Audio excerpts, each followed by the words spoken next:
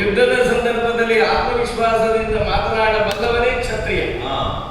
ಕ್ಷತ್ರಿಯೋಚಿತವಾದಂತಹ ಕ್ಷತ್ರಿಯ ಪಂಥಕ್ಕೆ ಉಚಿತವಾದಂತಹ ಮಾತುಗಳನ್ನೇ ಆಡಿದೆ. ಒಂದು ವೇಳೆ ಪರಾಕ್ರಮ ಕಡಿಮೆ ಇತ್ತು ನನಗೆ ಸಾಧ್ಯ ಇಲ್ಲ ಅಂತ ಕ್ಷತ್ರಿಯ ಹೇಳುವ ಅದು ಒಂದು ಘನತೆ. ಯುದ್ಧ ರಂಗದಲ್ಲಿ ಒಂದು ಮಾತಿದೆ, ತನ್ನ ಪರಾಕ್ರಮವನ್ನು ಉದ್ಘೋಷಿಸಿಕೊಳ್ಳುವುದು ಅದು ಯುದ್ಧದ ಪ್ರಥಮ ಲಕ್ಷಣ. ಇನ್ನು ಯುದ್ಧ ನಾವು ಮಾಡಬೇಕಾದ್ರೆ ಮುಂದೆ ಮಾಡಬೇಕು ಅಂತ ಇದ್ದಾಗ ಈಗಲೇ ತಮ್ಮ ಪರಾಕ್ರಮಗಳನ್ನು ಅವರು ಪ್ರಕಾಶಪಡಿಸಿದ್ದಾರೆ. ನಾನೇನು ಮಾಡ್ತೇನೆ ಅಂತ ಹೇಳ್ತಾರೆ. ಒಬ್ಬ ನವಖಂಡ ಇನ್ನೊಬ್ಬ ನನ್ನ ಶತ್ರುಗಳನ್ನೆಲ್ಲ ಕೊಂದು ಕೊಡುತ್ತೇನೆ ಅಂತ ಹೇಳಿ, ಮತ್ತೆ ನೀನು ಜೊತೆಯಲ್ಲಿದ್ದಾಗ ಸಿಕ್ಕಿದ ಗಾಂಡಿವ ಕೂಡ ಯಾಕೆ ಅರ್ಥ ಆಗ್ತದೆ ಅಂತ. ಆದ್ರೆ ನಾನು ಪಟ್ಟಿ ಕೊಡಬೇಕು ಅಂತ ಯಾರ್ಯಾರಂತ ನಿನ್ನ ಹೆಸರು ಹೇಳಿದ್ರೆ ಆದ್ರೆ ಅದರಲ್ಲಿ ಕೆಲವರ ಹೆಸರು ಹೇಳಿದ್ರೆ ನನಗೆ ಸಮಸ್ಯೆ. ಯಾಕೆಂದ್ರೆ ಕೆಲವರು ಶತ್ರುಗಳು ನನ್ನ ಹೆಣ್ಣು ಪತ್ನಿ ಎಂದಿನ ಅವರು ನನಗೆ ಶತ್ರುಗಳು, ಅವರ ಹೆಸರೆಲ್ಲ ಇವನಿಗೆ ಕೊಟ್ಟು ಅವ್ರು ನಾಳೆ ಇಲ್ಲ ಅಂತಂದ್ರೆ ನನಗೆ ಮನೆಗೆ ಪ್ರವೇಶ ಸಿಗಲಿಕ್ಕೆ ಈಗ ನೀನು ಕೊಟ್ಟಂತ ಹೇಳಿದ್ರೆ ದೂರ ಬಿಟ್ರೆ ಹೋಗ್ತದೆ. ಹೌದು, ಹಾಗಾಗಿ ಪಟ್ಟಿ ಕೊಡುವುದೆಲ್ಲ ಬೇಡ, ಪಟ್ಟಿ ನನ್ನಲ್ಲೇ ಇರಲಿ. ಯಾರನ್ನು ವಧಿಸಬೇಕಾದ ಅತ್ಯಂತ ಪ್ರಮುಖವಾದದ್ದು ಅವರ ಕುರಿತಾಗಿ ನಾವು ಆಲೋಚನೆ ಮಾಡಿದರೆ ಈಗ ಯಾರು ಪ್ರಮುಖ? ಜರಾಸಂಧ. ಅವರನ್ನು ಗೆದ್ರೆ ಎಲ್ಲರೂ ಗೆದ್ದಾರೆ. ಉಳಿದವರು ಅವನ ಅನುಯಾಯಿಗಳು ಮತ್ತೆ ಯಾರು ಅಸ್ತ್ರವಾಗಿ. ಮತ್ತೆ ಒಬ್ಬ ಶಿಶುಪಾಲ ಇದ್ದಾನೆ, ಅವ ಇದು ನಾನಿದ್ದೇನೆ ಅಂತ ಎಲ್ಲಿಯಾದ್ರೂ ಮನಸ್ಸು ಬದಲಿಸಿ ಯಾಕೆ ಬಂದ ಅಷ್ಟೇ, ಪಾವನ ನೇತೃತ್ವದಲ್ಲಿ ಆಗುವ ಯಾಕೆ ನೋಡುವ ತಲೆಯಲ್ಲಿ ಇಲ್ಲ. ಜರಾಸಂಧ ಕೆಲವರೆಲ್ಲ ಸೆರೆಯಲ್ಲೆಲ್ಲ ಇಟ್ಟಿದ್ದಾರೆ, ಗೆದ್ದಿದ್ದೇವೆ.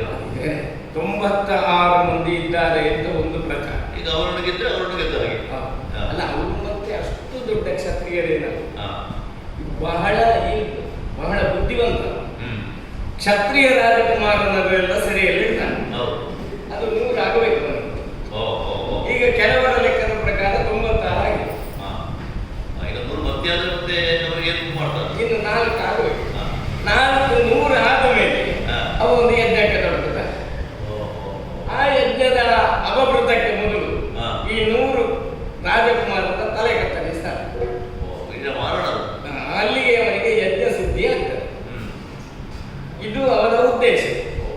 ಮತ್ತೆ ಕೆಲವರೆಲ್ಲ ಎದುರಿಗೆ ಸರಿ ಲೆಕ್ಕ ಊರಿಗೆ ಸಿಗದ ಹಾಗೆ ಮಾಡಿದ್ದಾನೆ. ಯಾಕೆ ಅಂದ್ರೆ ಅದು ಹಾಗೆ ದೊಡ್ಡ ದೊಡ್ಡ ಜನರ ಲೆಕ್ಕ ಊರಿನವರಿಗೆ ಗೊತ್ತಾಗ್ತದೆ. ಮತ್ತೆ ಕೆಲವರು 82 ಅಂತ ಹೇಳಿದ್ದಾರೆ, ಮತ್ತೆ ಕೆಲವು ಊರಿನಲ್ಲಿ 86 ಅಂತ ಇದೆ, ಮತ್ತೊಂದು ಊರಿನಲ್ಲಿ 96 ಅಂತ ಇದೆ. ಅವರೇ ಮಾಡಿಸಿದ್ದಿರ್ಬೋದು. ಇವನು ಪರಾಕ್ರಮಿ, ಪರಾಕ್ರಮಿ, ಅತ್ಯಂತ ಪರಾಕ್ರಮಿ. ಅದು ಮಲ್ಲ ಯುದ್ಧದಲ್ಲಿ ಮತ್ತು ಗದಾ ಯುದ್ಧದಲ್ಲಿ ಅತುಲ ಪರಾಕ್ರಮಿ.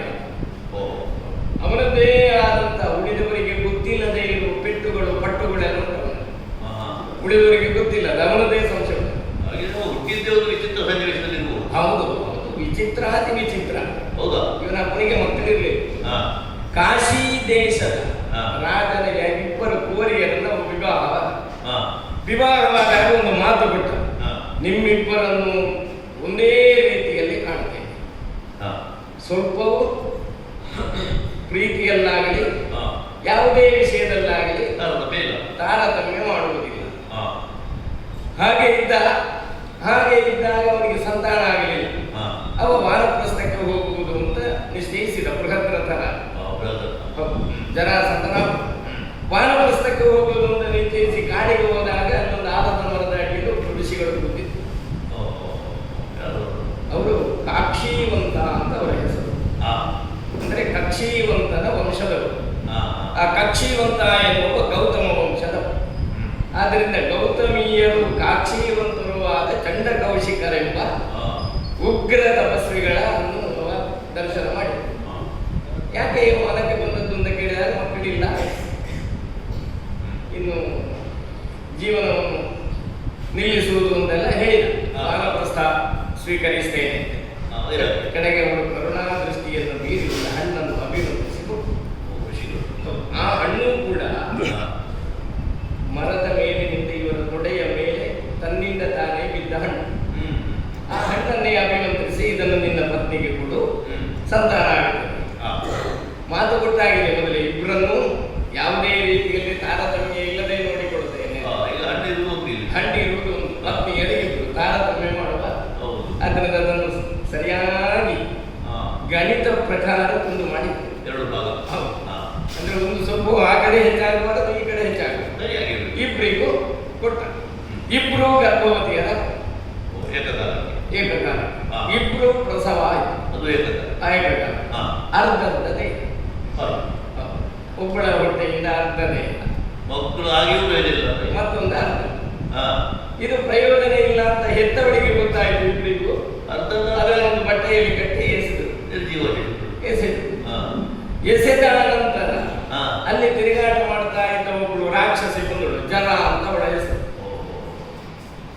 ಅವಳು ಈ ಎರಡು ಶಕಲಗಳನ್ನು ನೋಡಿ ಇದು ನನಗೆ ಇವತ್ತಿನ ಆಹಾರ ಅಂತ ಆಲೋಚನೆ ಮಾಡಿ ಆ ಬಟ್ಟೆಯನ್ನೆಲ್ಲ ಬೆಚ್ಚಿ ಅದನ್ನು ತಿನ್ನುವಾಗ ಸರಿಯಾಗಿ ತಿನ್ನುವ, ಅರ್ಧ ಇಲ್ಲ ಅದನ್ನು ಪೂರ್ಣ ಮಾಡಿ ಒಟ್ಟಿಗೆ ತಿಂದು ಬಿಡುವ ಅಂತ ಜೋಡಿಸಿ ಜೋಡಿಸಿದಾಗ ಜೀವ ಬಂತು. ಎರಡು ಒಟ್ಟಿಗೆ ಸೇರಿದಾಗ ಜೀವ ಬಂತು. ಆವಾಗ ಎರಡು ಶರೀರಗಳ ಸಂಧಿ ಆದದ್ದು ಜಲ ಎಂಬ ರಾಕ್ಷಸಿ.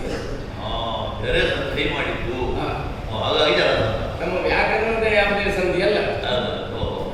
ಆದ್ದರಿಂದ ಜರೆಯಿಂದ ಸಂಧಿಸಲ್ಪಟ್ಟ ದೇಹವುಳ್ಳವನಾದುದರಿಂದ ಅವನಿಗೆ ಜರಾಸಂಧ ಅಂತ ಒಂದು ಅನ್ವರ್ಥಕವಾದ ಹೆಸರು.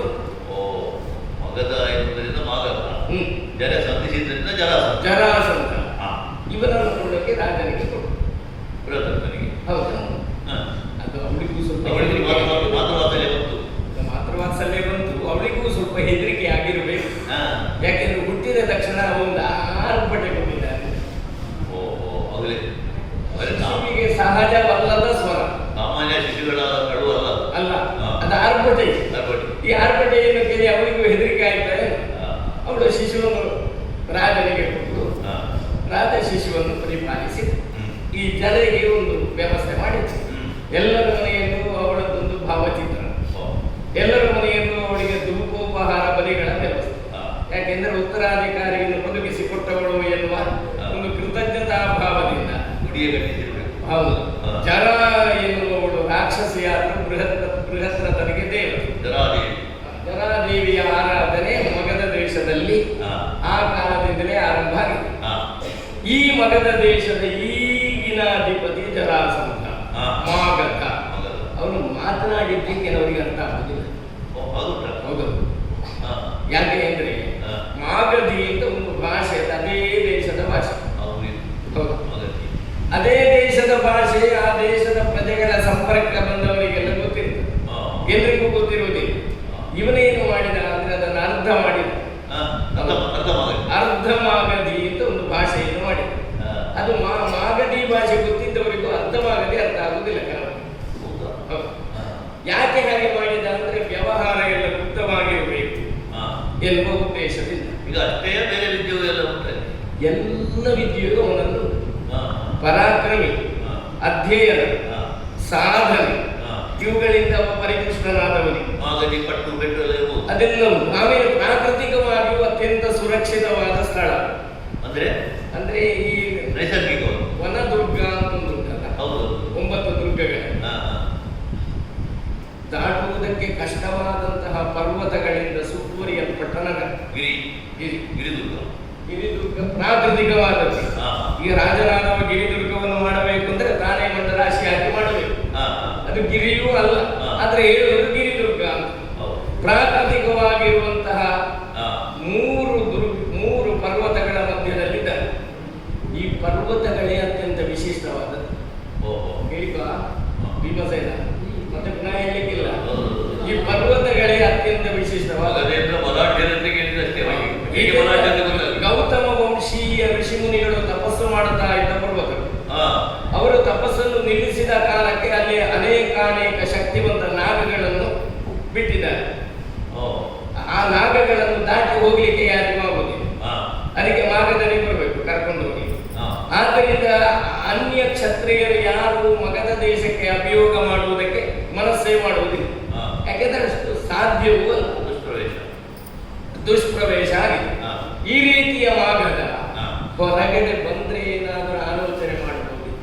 ಅವನ ಗುಹೆಯಿಂದ ಹೊರಗೆ ಬರಬೇಕು. ಹೌದು. ಹಾ. ಈಗಿಲ್ಲ ನಾವು ದಿಗ್ವಿಜಯಕ್ಕೆ ಹೊರಟವು. ಹಾ. ದಿಗ್ವಿಜಯಕ್ಕೆ ಹೊರಡುವವರನ್ನು ಎದುರುಕೊಂಡು ಯಾರು ಬರುವುದಿಲ್ಲ ಯುದ್ಧಕ್ಕೆ. ಇಲ್ಲ. ನಾವು ಅಲ್ಲಿಗೆ ಹೋಗಿ ಯುದ್ಧ ಮಾಡಬೇಕು. ಹೌದು. ಯುದ್ಧ ಮಾಡಬೇಕಾದ್ರೆ ಶತ್ರುವಿನ ಕ್ಷೇತ್ರದಲ್ಲಿ ನಾವು ಯುದ್ಧ ಮಾಡಬೇಕು. ಮುಸಳೆಗೆ ಬಲವಂತರಾಗಿ. ಹೌದು. ಹಾ. ಅಲ್ಲಿಯೂ ಏನಾಗುತ್ತದೆ, ಶತ್ರುವಿಗೆ ಬಲ ಹೆಚ್ಚಿರಬೇಕು. ಹೆಚ್ಚು.